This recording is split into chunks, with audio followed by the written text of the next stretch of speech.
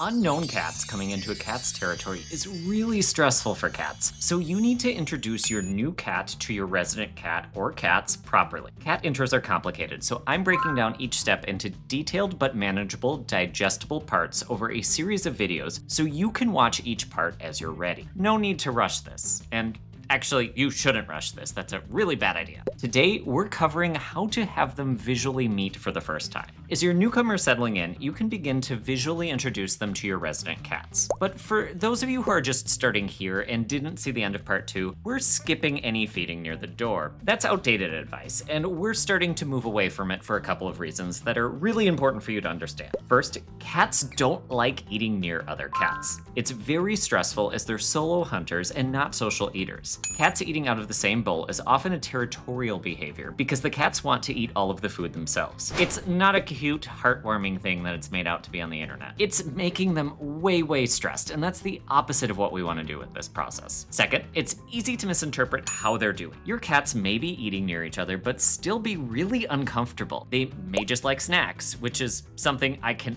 absolutely relate to. I love snacks. If they are unhappy and getting food, the food can actually increase their overall arousal and worsen the underlying fear and stress they're experiencing. In other words, it's doing the opposite of what you're trying to do. Third, you're not teaching them what to do around each other. You're missing an opportunity to make this more efficient, potentially work better, and honestly, decrease the total amount of time it takes. So what do we do instead? Start by using play and have the cats visually meet with a gate or screen, not a playpen or carrier between them. We're going to do this very slowly though, as cats playing too much can be stressful as well because the other cat might interpret it as being threatening. In the first video, I suggested blocking off the doors so the cats can't see each other under them or paw at each other. Now, we're going to let them see each other a little bit, but in a controlled way. If you're not actively intervening, you don't want to let your cats see each other. Sometimes that can work out, but generally it can be a bad thing. Remove the draft stopper and then get a wand style toy. Stick it under the door and begin playing with a cat on the other side. The wand itself can actually be used as a toy for some cats where they'll like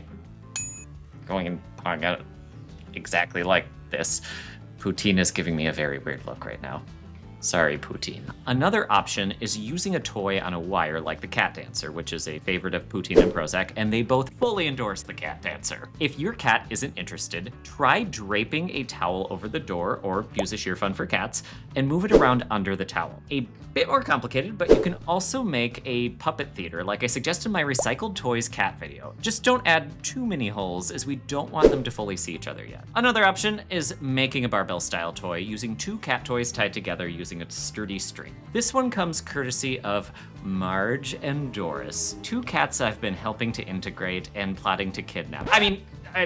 Only helping to integrate. There is no selfish motivation. They've had a particularly complicated introduction, but their humans are I could honestly do a whole video about how amazing their humans are. They are super dedicated, and so we've been working together for a while. They started out playing with two catnip bananas tied together, which is the most delightful thing in the entire world as far as I'm concerned, and something I've started suggesting to other clients. Man, those two, especially Doris, love those bananas. As Marge and Doris would pull on the bananas, it would move for the other cat, which activates their desire to play. Plus, you get the power of the nip, which is very powerful. The cycle would repeat, and the cats would have fun with each other. They'd build up an actual positive association with each other. Plus, it's distracting for more energetic cats like Doris. Your goal here is to get them used to kind of seeing each other while being distracted and doing something that's normal for cats to do with other cats.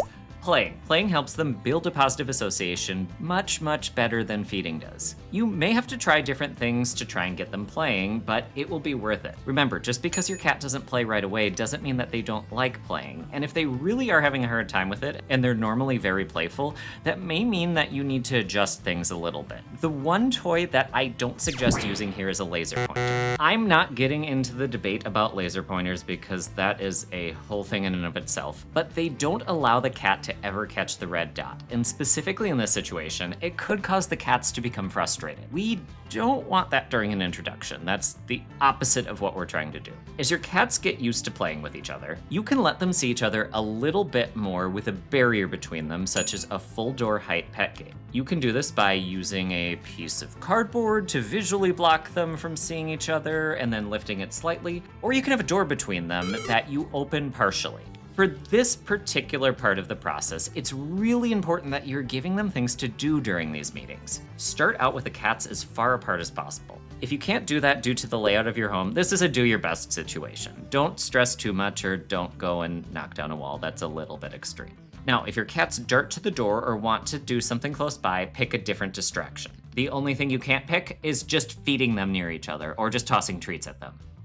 Play or clicker training are probably my two favorite options. If you're doing this solo, it can be a little trickier, but one of the things that you can do, and you really need to listen to the instructions on this one because there's a lot of nuance and it's something that's gonna kind of contradict something I just said. A food puzzle can work for this part, but only for this part, and your goal isn't to take the food puzzle and move it closer to the other cat. Your goal is to keep one cat far away so that you can work with the other cat. Again, don't expect the food puzzle itself to be doing a ton of work and building the positive association. The goal is entirely to keep the cat that you're not actively working with far away from the other cats, so then things don't get too intense too quickly. As quickly as you can, you should switch to a different positive activity. How you start having them see each other more and more depends on a lot of factors. So if you want individual advice, I suggest setting up a consultation with a qualified behavior consultant. Some cats may need you to do this piece by piece, where you show them the other cat by partially obscuring their view. Others are fine as long as you have the cats really far apart and you have them see each other very briefly. Both of these details matter. Far apart, really short time. If your cat wants to be right up by the gate, you need to find a way to distract them so that they stay further away. This can take time or training to accomplish. I'm not going to go into the details here because this video is supposed to be a general one, but have a low threshold for enlisting professional help. A professional really can help guide you on what to do, especially because it's really hard to give out advice about anyone's particular situation without knowing all of the details. Another option, if you really can't keep the cats far away and it works for your individual pairing of cats, if you're doing this alone, is to just work with one cat at a time. Let the other cat come up to the gate and keep it so that the cat that you are working with is really far away. If this is the best you can do, you can still keep that distance nice and wide, because that's ultimately what matters. If one of them's at the gate, the other one isn't, as long as they're really far apart, it still can work. One mistake I see a lot of people make is that they'll try and dive right into doing really long power meetings for this part. Don't do that, unless you want to end up as a client of mine. Very short visual meetings with a barrier between them are the way to go for this part. Don't just leave the door open with a gate between them for them to see each other, as honestly, people often try and do this, and then the cats don't improve because they're just sitting there giving each other murder eyes, and you don't want cats having murder eyes towards each other. You can't cut things off when tension builds between the cats, and then you end up with a disaster. A huge tip at this point.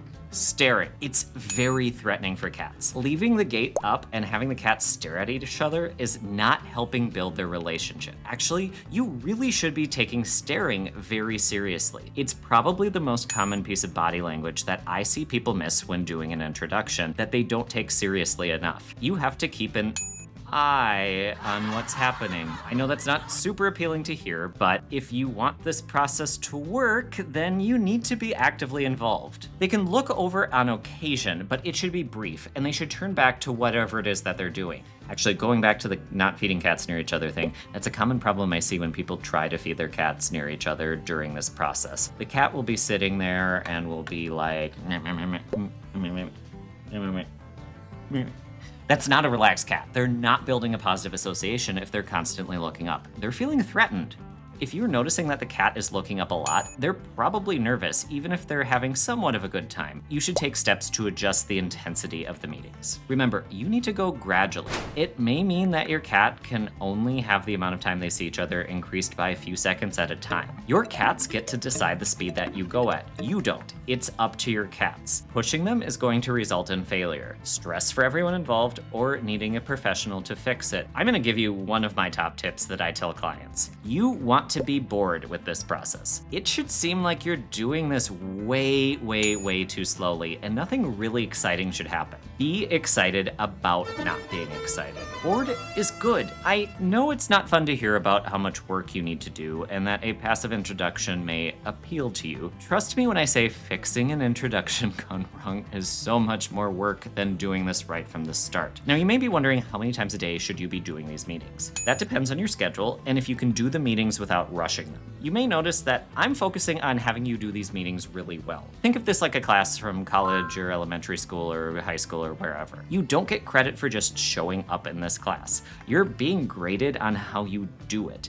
You need to do it correctly or it's not gonna work. If you're not feeling confident about this, that's okay. Do a few practice runs without your cats. Again, it's better to go slowly, practice this, and do it correctly and feel confident than to rush it. Again, doing this correctly matters more than doing it quickly. Now, before we wrap up, one big mistake that people make, not subscribing to my channel, even though that's pretty easy to fix. And there's actually a bigger mistake that people make, focusing too much on having the cats see each other. That might seem kind of odd because we're talking about trying to get them to see each other. Let me explain. If the cats want to look away, walk away, or not approach at all, that's actually okay. One of the things you're trying to do is teach the cats to walk away from each other. You're not going to make things progress further by sitting and forcing them to stare at the other cat. Please do not hold your cat and force them to look at the other cat. That is actually detrimental. Knowing the other cat could be there and letting them choose to look when ready, or learning they can walk away, will help them more than forced eye contact. If your cat isn't ready to see the other cat, that's totally fine. They get to decide that. Your goal is for the cats to be distracted, learn that they can do things besides pay attention to the other cat, and have repeated positive or neutral interactions at this point. Focus on getting these first couple interactions where they're seeing each other correct, this is a part where people start making mistakes that are catastrophic. Catastrophic. When you're ready, the next video will go over the meat of the introduction. I'll see you in the next video.